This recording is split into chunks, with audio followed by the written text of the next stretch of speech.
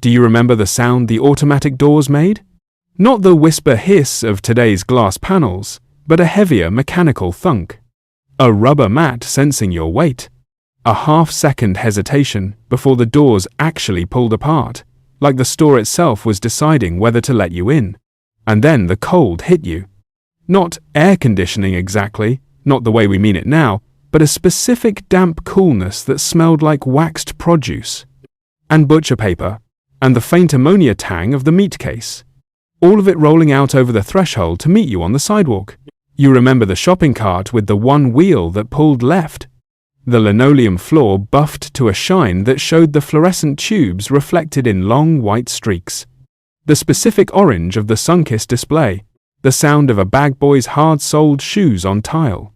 If any of that just surfaced in your chest, like something you hadn't touched in 40 years, stay with me. Before we get into it, if you're the kind of person who feels that pull toward the textures of the world we actually lived in, hit subscribe, because that's the whole project here. We're not chasing the headlines and the moon landings and the assassinations everybody already remembers. We're after the ordinary Tuesday afternoons, the specific hum of a place like this. The America that existed in the small physical details most documentaries skip right past. So, like the video, stick around, and let's actually walk back into one of these stores together.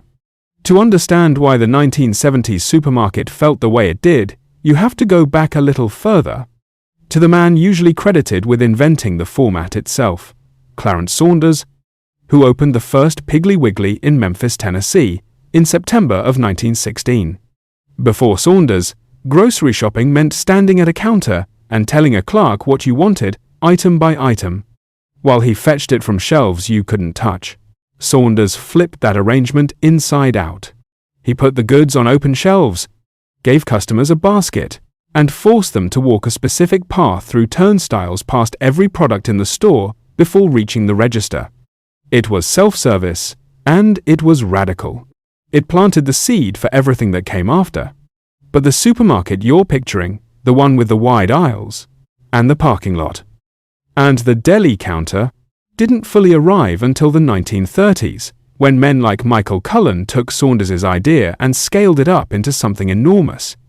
Opening King Cullen stores in converted warehouses with massive parking lots attached, betting correctly that Americans would drive for volume and low prices. By the time you're standing in that 1970s aisle, you're standing inside 50 years of accumulated design logic, and it shows in every square foot. The parking lot itself was not incidental. It was often larger than the store's actual footprint, because by the 70s, supermarkets understood something that smaller neighborhood grocers hadn't had to reckon with. The customer arrived by car, filled a cart to genuine capacity, and needed a trunk-height loading experience that made bulk buying feel effortless. You remember pushing that cart across asphalt that radiated heat in summer, past the cart corral that may or may not have actually corralled anything, the wheels catching on expansion joints in the concrete. Inside, the ceiling was high, often open truss construction painted flat white or left industrial, because the store needed room for massive suspended fluorescent fixtures that threw down a shadowless, slightly blue-white light unlike anything in your own home. That lighting was not an afterthought. It was calculated, engineers and lighting designers understanding that flattering, warm light made meat look grey and produce look tired, while a cooler, harsher wash made red apples pop and white butcher paper look clean.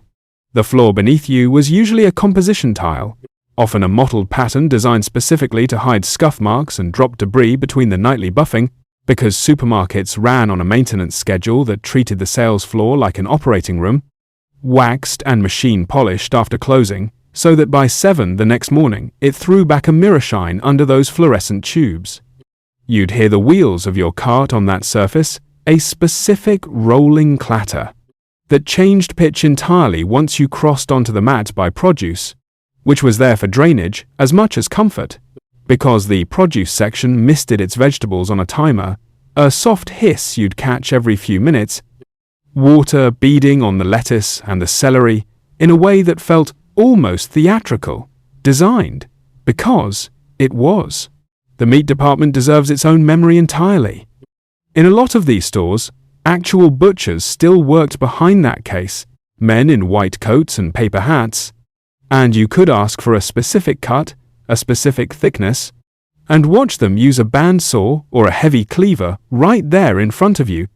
The case itself kept at a temperature you could feel radiating outward as you walked past. That particular cold meat smell mixing with the disinfectant they used to keep the counters spotless.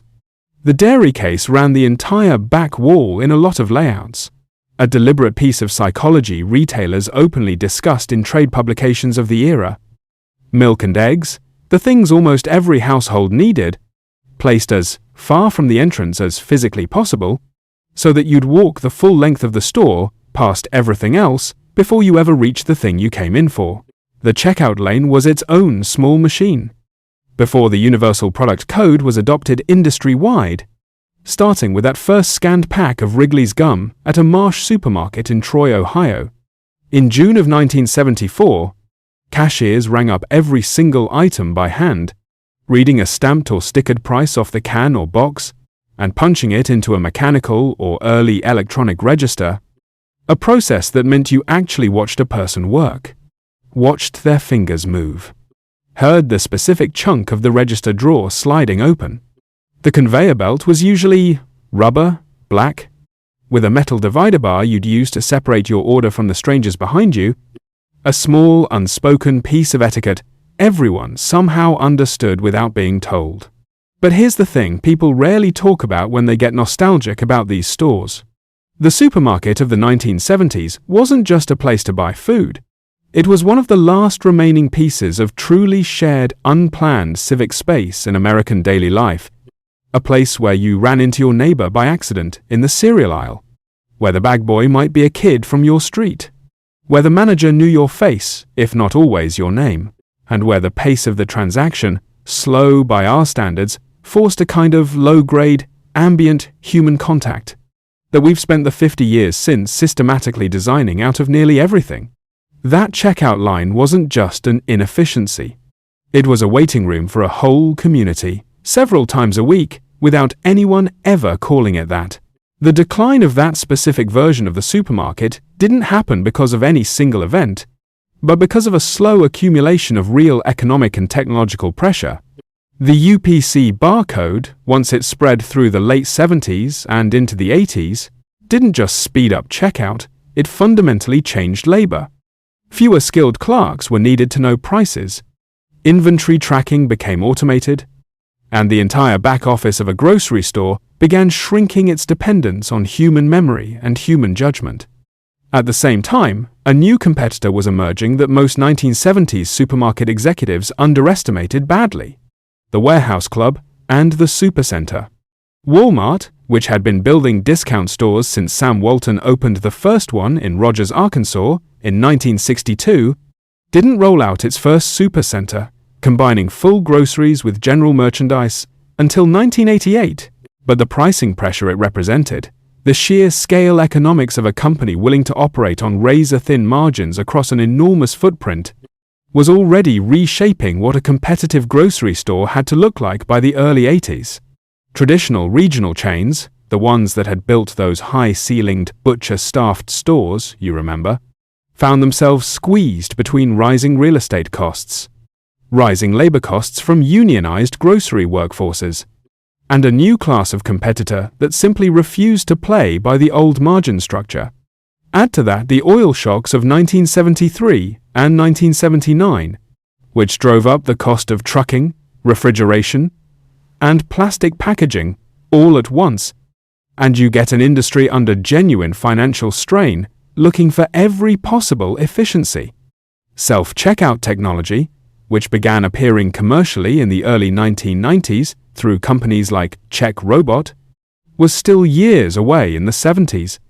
But the philosophical groundwork, the idea that human labor in the store was a cost to be minimized rather than a service to be offered, was already being laid down in boardrooms during exactly this period.